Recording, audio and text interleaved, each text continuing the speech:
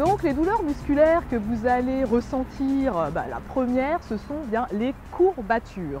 Les courbatures, c'est en général une douleur diffuse que vous allez ressentir dans plusieurs groupes musculaires à la fois. Elles surviennent en général le lendemain ou le surlendemain après un effort intense. Pour les faire disparaître, pour les atténuer, eh bien, vous allez avoir une bonne hydratation, boire beaucoup après l'effort et puis aussi avoir une alimentation riche en légumes frais. Pour ceux qui supportent les laitages, eh bien, des laitages pour réoxygéner les parties fibreuses et tout cela vous aidera à soulager rapidement les courbatures. Moi, je conseille de prendre une aspirine effervescente et une banane et en général, ça aussi, ça soulage très bien, assez bien les courbatures. Pour ce qui est de la prévention, pour éviter les courbatures, je vous conseille de boire pendant, avant et surtout après l'effort et de favoriser la chaleur, donc un bain chaud pour favoriser votre récupération physique.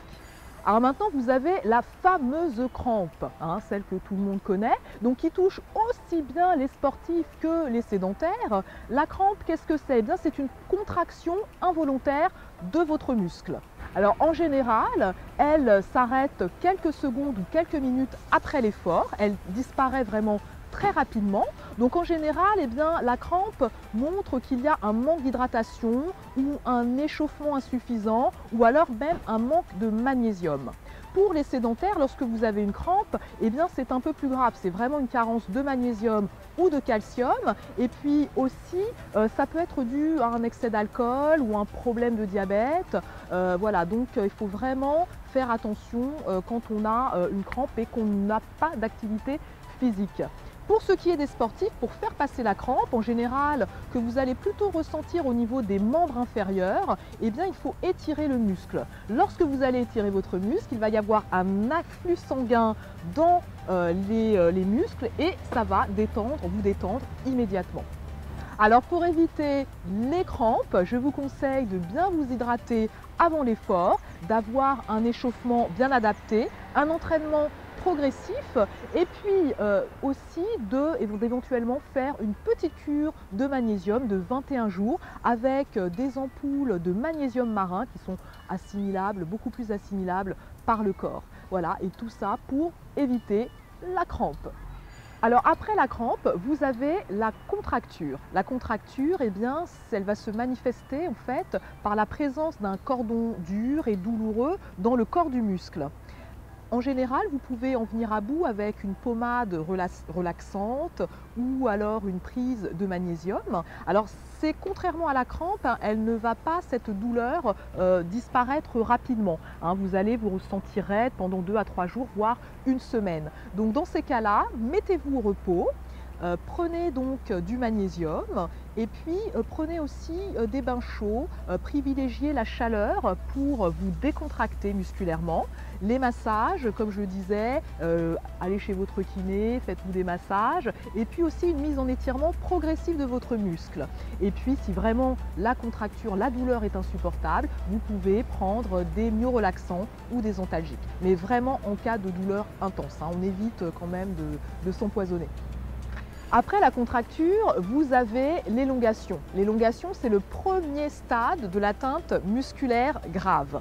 En général, elle se manifeste par une douleur soudaine et modérée, soit au début de votre activité, soit après une séance assez intense lorsque la fatigue se fait ressentir. Votre muscle est souvent dur et sensible au toucher.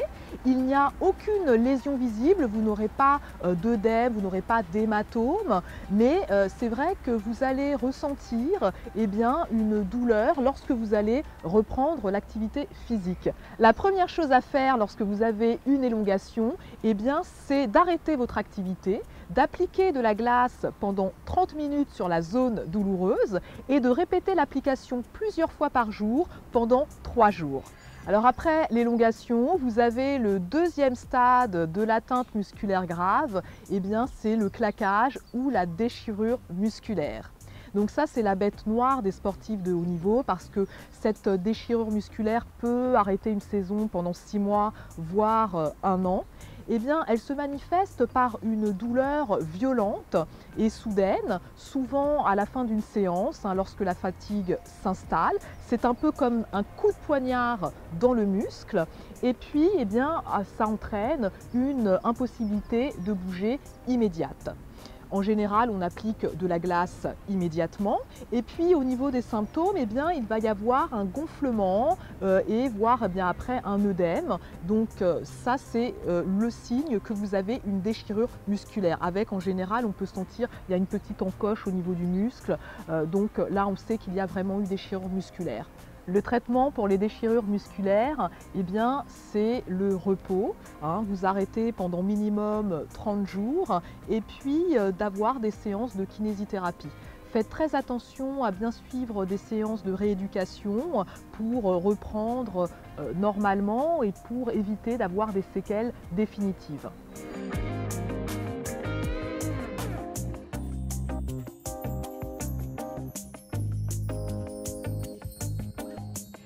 Alors soyez à l'écoute de votre corps. Maintenant que vous savez reconnaître les différentes douleurs musculaires, eh bien sachez vous arrêter quand c'est nécessaire. Sachez mettre un petit peu de chaud sur une contracture ou alors de la glace sur une élongation. Voilà, vous n'avez plus aucune raison de craindre ces douleurs musculaires. Maintenant, retrouvez-moi sur ma chaîne YouTube avec plein de conseils sur l'alimentation, des recettes de cuisine, aussi des exercices qui vous permettront de rester au meilleur de votre forme. À très bientôt!